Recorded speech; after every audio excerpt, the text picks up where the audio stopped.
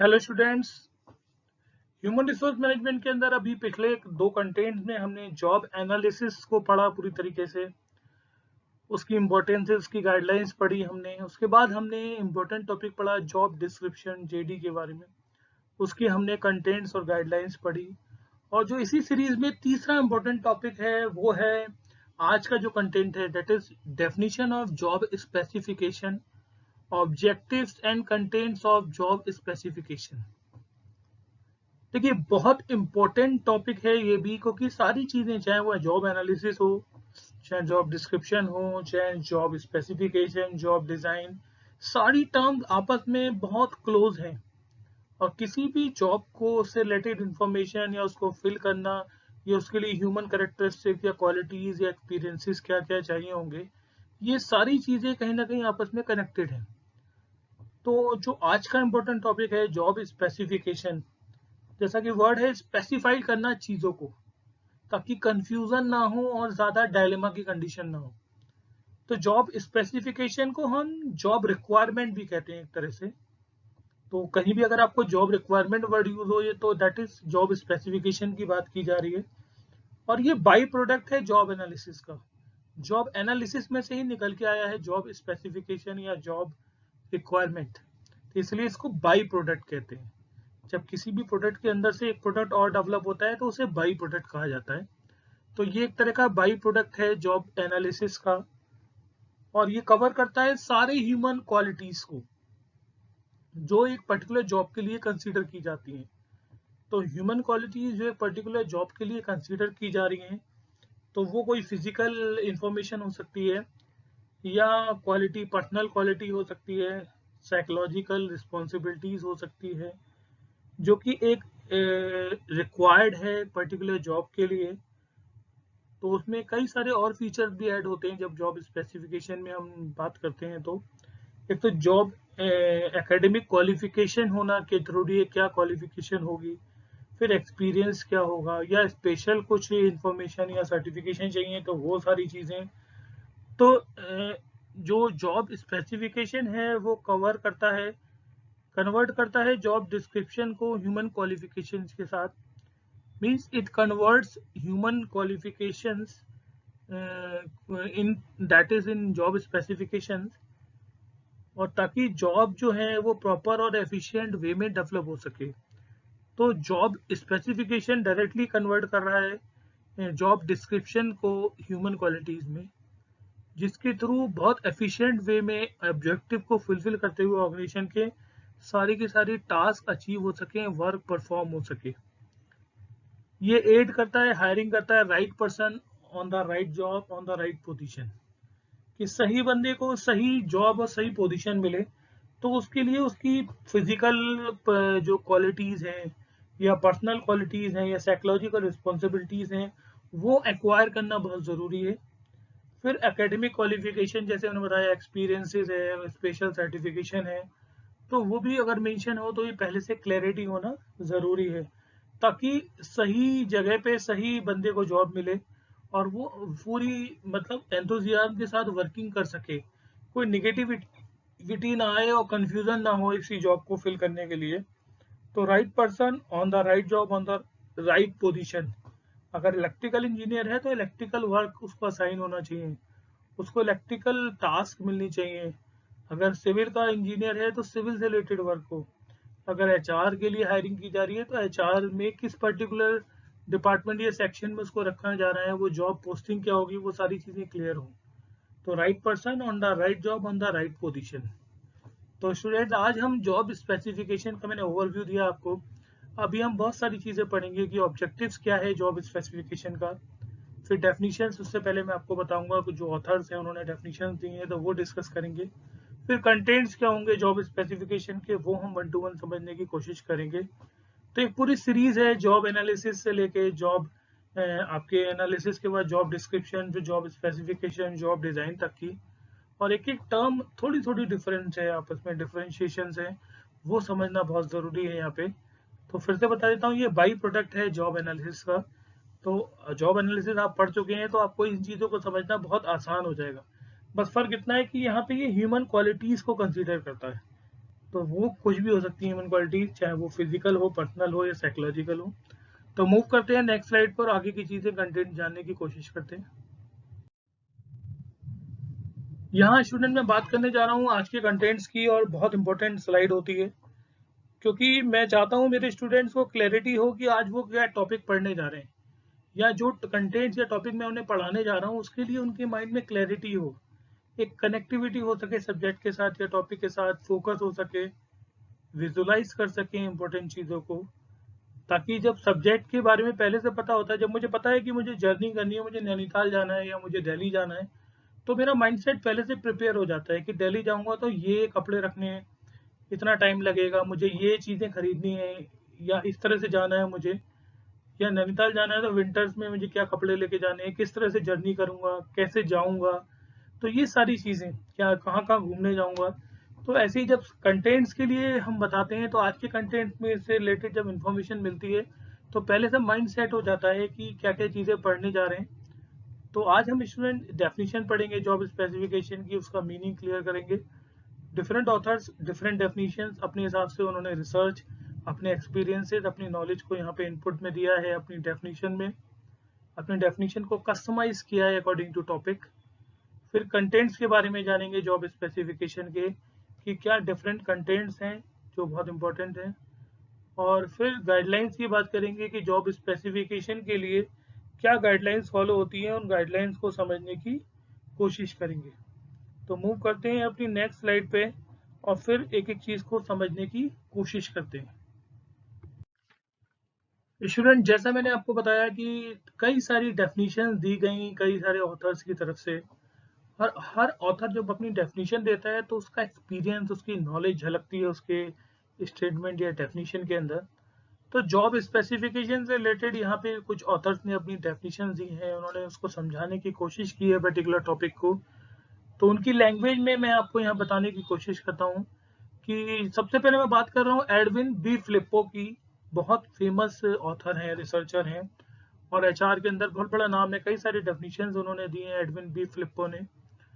उन्होंने कहा कि जॉब स्पेसिफिकेशन एक तरह का स्टेटमेंट है जहाँ पे मिनिमम एक्सेप्टेबल ह्यूमन क्वालिटीज, किसी भी जॉब को परफॉर्म करने के लिए क्या होनी चाहिए, वो सारी चीजें दी गई हैं। तो जॉब स्पेसिफिकेशंस के अंदर सीधी सी बात है, जो मिनिमम एक्सेप्टेबल ह्यूमन क्वालिटीज हैं या रिक्वायर्ड हैं किसी भी जॉब को परफॉर्म करने के लिए प्रॉपरली, उसको उस स्टेटमेंट फॉर्म में डिनोट किया गया है।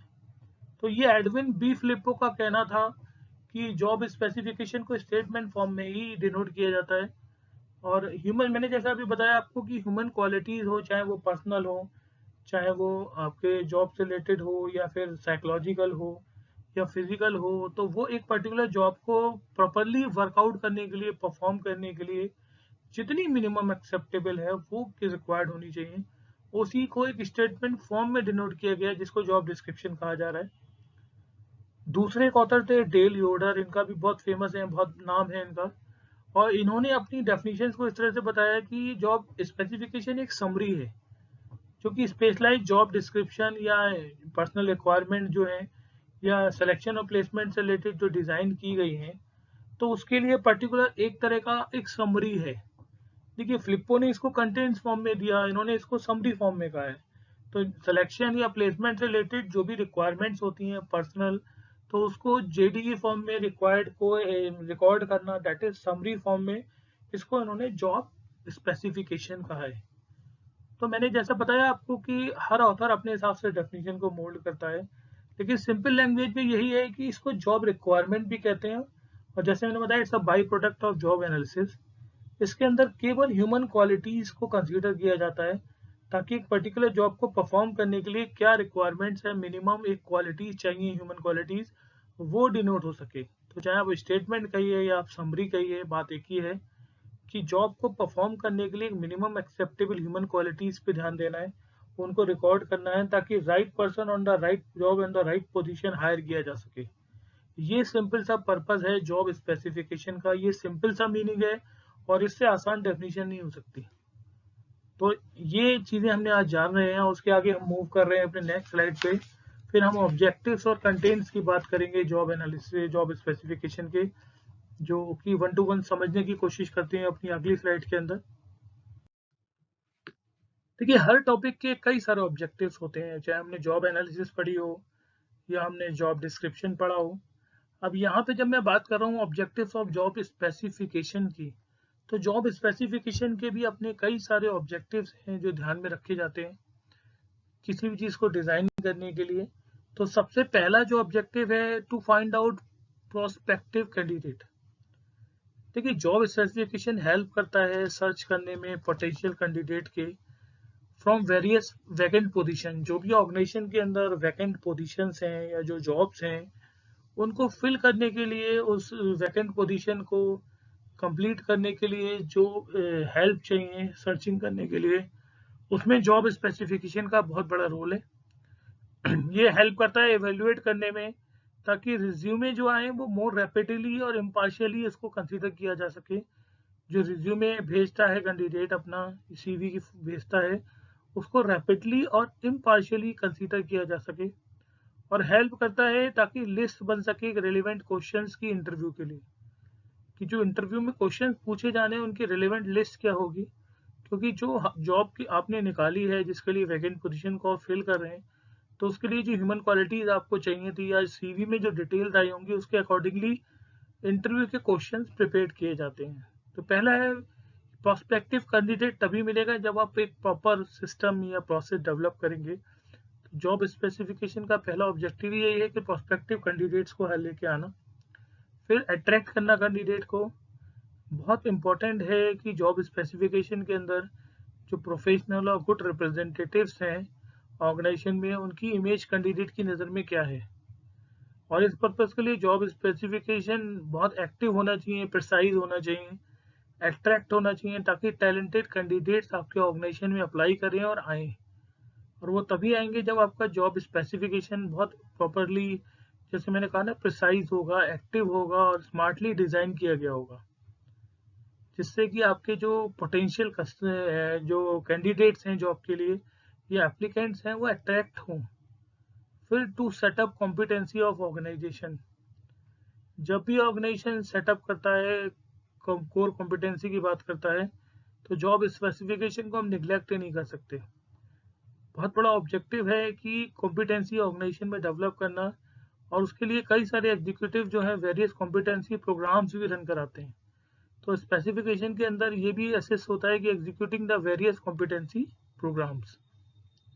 फिर to identifies competencies, job specification help करता है एम्प्लॉयर्स की कि रिकॉग्नाइज कर सके accurate duty and skills of the employees. जो एम्प्लॉयज हैं, उनकी एक्यूरेट ड्यूटी स्किल्स को रिकॉग्नाइज किया जाए एक्यूरेटली। तो इसमें हेल्प करता है एम्प्लॉयर्स की। और प्रोस्पेक्टिव कैंडिडेट जो हैं कैपेबल हैं, तो उनकी कैपेसिटी को सेटिस्फाई करना जॉब रिक्वायरमेंट्स के अकॉर्डिंग, ये भी एक बहुत इंपॉर्टेंट है, ताकि कॉम्पिटेंसीज बनी रहें, जो स्किल्स हैं वो डेवलप हो, कॉम्पिटेंसीज आए, एक फाइटिंग स्पिरिट्स आए, और उसके लिए एम्प्लॉयज़ को अवेयर कराना, एम्प्लॉयज़ को गाइड करना, ताकि रिकॉग्नाइज हो सके एक एक्यूरेट इम्पोर्टेंस के साथ में स्किल्स एंड ड्यूटीज़। फिर एलिमिनेट करना डिस्क्रिमिनेशन। देखिए, प्रिवेंट वायलेशन जो है इक्वल एम्प्लॉयमेंट अपॉर्चुनिटीज़ के अंदर, तो उसके लिए बेसिक स्किल्स क्या होंगी, नीडेड होंगी। फिर job description, job specifies basic required qualification, experiences, knowledge, वो सारी चीज़ें ध्यान में रखी जाती हैं। तो एक स्टैंडर्ड डेवलप किया जाता है, ताकि बेसिक स्किल्स जो रिक्वायर्ड हैं वो डेवलप हो सकें। उसके लिए पर्टिकुलर ऑब्जेक्टिव बनाया गया जॉब स्पेसिफिकेशन के अंदर। तो ये कुछ ऑब्जेक्टिव्स थे जॉब स्पेसिफिकेशन के। तो प्रोस्पेक्टिव कैंडिडेट्स आए, अट्रैक्ट करा जाए कैंडिडेट्स को, कॉम्पिटेंसी बड़े ऑर्गेनाइजेशन की सेटअप हो, कॉम्पिटेंसीज को आइडेंटिफाई किया जाए 1 टू 1, और एलिमिनेट किया जाए डिस्क्रिमिनेशन को, जो डिस्क्रिमिनेशन हैं उनको रिमूव किया जाए। अब स्टूडेंट, यहाँ मैं बात करने जा रहा हूँ कंटेंट्स की जॉब स्पेसिफिकेशन की। अभी हमने ऑब्जेक्टिव्स को स्टडी किया, अब उसके बाद मैं मूव कर रहा हूँ कंटेंट्स की तरफ। तो सबसे पहली चीज़ है कि यहाँ मैं बात कर रहा हूँ फिजिकल कैरेक्टरिस्टिक्स की। मैंने आपको बताया कि जॉब स्पेसिफिकेशन के अंदर एक स्टेटमेंट कह लीजिए या समरी कह लीजिए, जहाँ पे ह्यूमन क्वालिटीज़ की बात की जाती है, चाहे वो मेंटली हो, फिजिकली हो या साइकोलॉजिकली हो। तो जब फिजिकल कैरेक्टरिस्टिक्स की बात की जा रही है तो बेसिकली ये कंसिस्ट ये जो बेसिकली फोकस करता है कि एज क्या होगी, हेल्थ पे ऊपर, फिर स्ट्रेंथ क्या होगी, फिर size of the body, body weight क्या होना चाहिए, पोस्चर क्या होना चाहिए, विजन, आईज जो है देखना, आई साइट वीक तो नहीं है। तो ये सारी चीजें जो एक फिजिकल, जैसे आर्मी पुलिस वगैरह की नौकरी में आप देखते हो, ये कुछ स्पेशल वैकेंसीज हैं जिसको फिल करने के लिए फिजिकली फिट होना बहुत जरूरी है। तो फिजिकल करेक्टरिस्टिक्स बहुत इंपॉर्टेंट है एक ह्यूमन बीइंग की। तो जब कंटेंट डिजाइन किए जाते हैं तो इस चीज़ों पे ध्यान रखा जाता है। जो फिजिकल लेबर वाली जॉब्स हैं जहाँ पे फिजिकल स्ट्रेंथ चाहिए, तो वहाँ पे एम्प्लॉय की एज क्या होगी, उसका हेल्थ सर्टिफिकेट या हेल्थ के में फिट है कि नहीं है, कोई बीमारी तो नहीं है, कोई डिजीज तो नहीं है, या कोई चीज़ डिजीज छुपाई तो नहीं जा रही है। फिर स्ट्रेंथ क्या है एम्प्लॉय की, साइज क्या है बॉडी का, हाइट एंड वेट, सारी चीज़ें, और फिर पोस्चर क्या है, और फिर विजन, आई साइट वगैरह सारी चीज़ें चेक की जाती हैं। तो बॉडी की फिटनेस से रिलेटेड है फिजिकल करेक्टरिस्टिक्स। और जितनी भी फिजिकल वर्क वाली जॉब्स हैं, चाहे वो आर्मी हो या पुलिस हो या स्पेशल कमांडेंट हो, उस कंडीशंस में फिजिकल फिटनेस होना बहुत ही ज़रूरी है। ये एक बहुत बड़ा कंटेंट है जो जॉब स्पेसिफिकेशन के अंदर डिज़ाइन किया जाता है। फिर साइकोलॉजिकल करेक्टरिस्टिक्स और स्पेशल एप्टीट्यूड्स। पहले हमने फिजिकल की बात की, अब हम साइकोलॉजिकल ह्यूमन बीइंग की क्वालिटीज या करेक्टरिस्टिक्स की बात कर रहे हैं या स्पेशल एप्टीट्यूड की बात कर रहे हैं।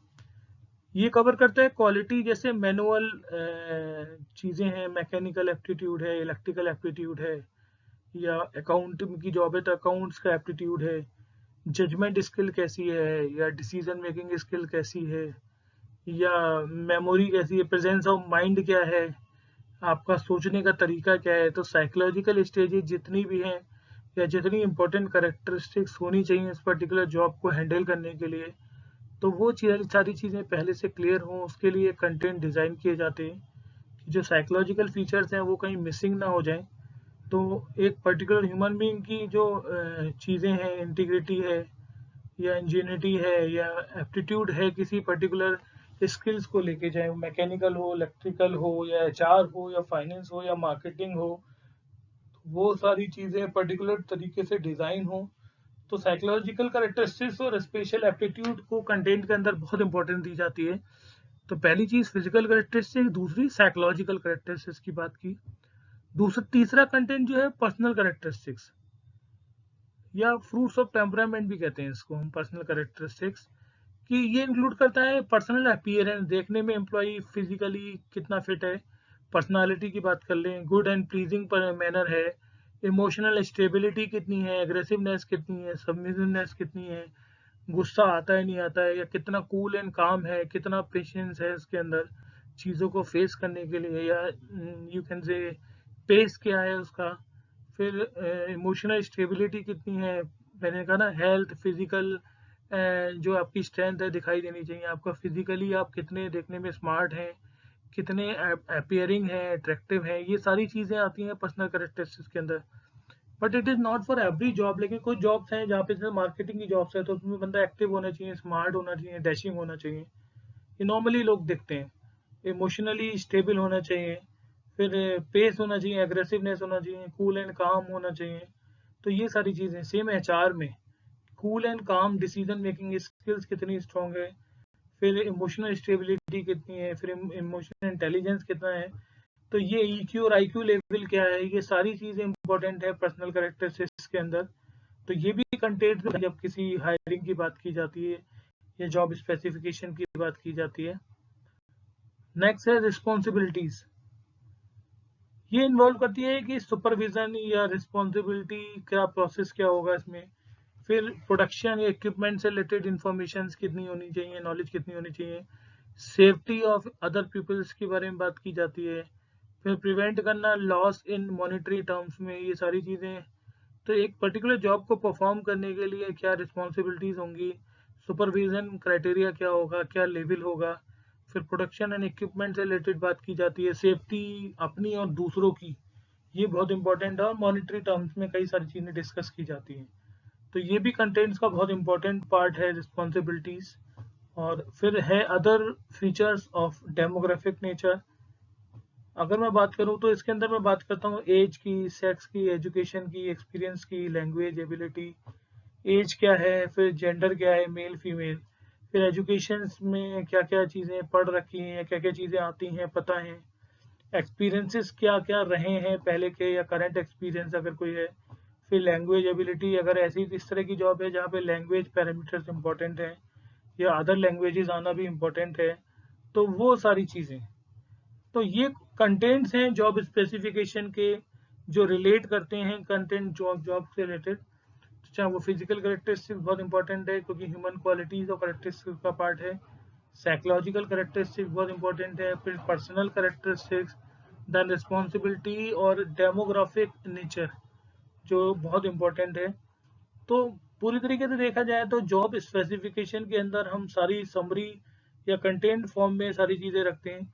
तो मैंने जैसे फिर से कहा तो रिटेन स्टेटमेंट है, और समरी होती है क्वालिफिकेशन से रिलेटेड, अप्रोप्रिएट स्किल से रिलेटेड रिलेटेड या नॉलेज और या सेट ऑफ करेक्टरिस्टिक्स क्या रिक्वायर्ड होंगी इंडिविजुअल की, जो जॉब के अंदर उसे फिट करती हैं। तो किसी भी जॉब को फिट में कैंडिडेट देने के लिए उसकी क्वालिफिकेशन, अप्रोप्रिएट स्किल्स, नॉलेज, ये सारी चीज़ें रिक्वायर्ड होंगी। और ये कैंडिडेट को फाइंड आउट करती है कि वो एलिजिबल है किसी पर्टिकुलर पोजीशन या जॉब के लिए या नहीं है। तो वो जॉब स्पेसिफिकेशन से ही क्लैरिटी आती है इन सब चीज़ों की। स्पेसिफिक क्वालिटीज़ क्या क्या चाहिए होंगी या कितने जॉब टर्म क्या होगा।